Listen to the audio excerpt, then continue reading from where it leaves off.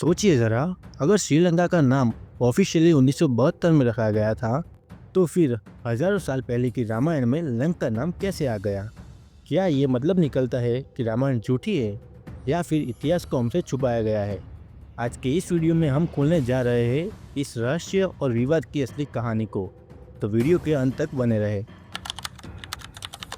जिस देश को आज हम श्रीलंका कहते हैं, उसका नाम 1972 से पहले सीलोन हुआ करता था।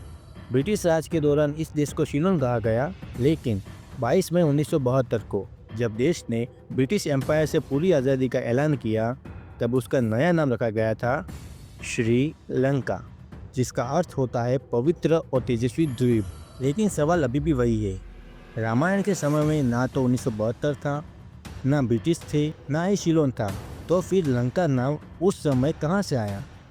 रामायण के अनुसार लंका एक सोने की नगरी हुआ करती थी, जिसे विश्वकर्मा जी ने कुबेर जी के लिए बनाया था। लेकिन बाद में रावण ने उसे जीत लिया और लंका उसका साम्राज्य बन गई। रामायण के ग्रंथों के मुताबिक ये नगरी समुद्र के बीच एक द्वीप पर थी, जहाँ तक पहुँचने के लिए खुद भगवान श्री राम जी ने अपनी वानर सेना के साथ राम सेतु बनाया था। और आज भी सैटेलाइट इमेजेस में भारत के रामेश्वरम से श्रीलंका के मन्नार आइलैंड तक एक ब्रिज लाइक स्ट्रक्चर क्लियरली दिखाई देता है। इसे लोग रामायण की लंका का एक सबूत मानते हैं। अब यहाँ से बात इंटरेस्टिंग बनती जा रही है। एक तरफ जहाँ मॉडर्न हिस्टोरियंस कहते हैं श्रीलंका का नाम तो 1972 में पड़ा था, तो रामायण के युग में लंका कैसे आ सकती है? तो सुनिए, धार्मिक और वैदिक ग्रंथों के अनुसार लंका शब्द तो संस्कृत काल से ही उपयोग में था। लंका का मतलब होता है आइलैंड या अलौकिक द्वीप, जो कि आप अभी भी देख सकते हो कि लंका के चारों ओर पानी है। और इसीलिए जब 1972 में देश ने अपना नाम श्रीलंका रखा, तो उन्होंने संस्कृत के उसी प्राचीन शब्द को अडॉप्ट किया, ताकि अपने एंशिएंट कल्चर रूट से कनेक्शन दिखाया जा सके।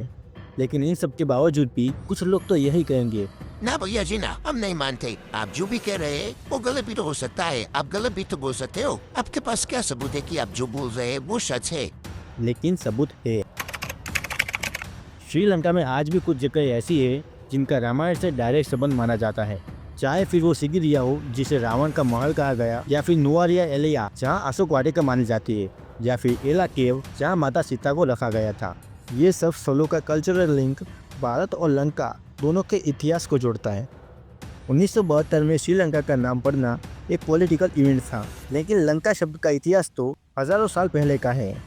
रामायण की लंका हो या फिर आज की श्रीलंका, दोनों एक ही बात सिखाती है कि सभ्यता सिर्फ देश की सीमाओं में नहीं, बल्कि उनके पुराने इतिहास से बनती है।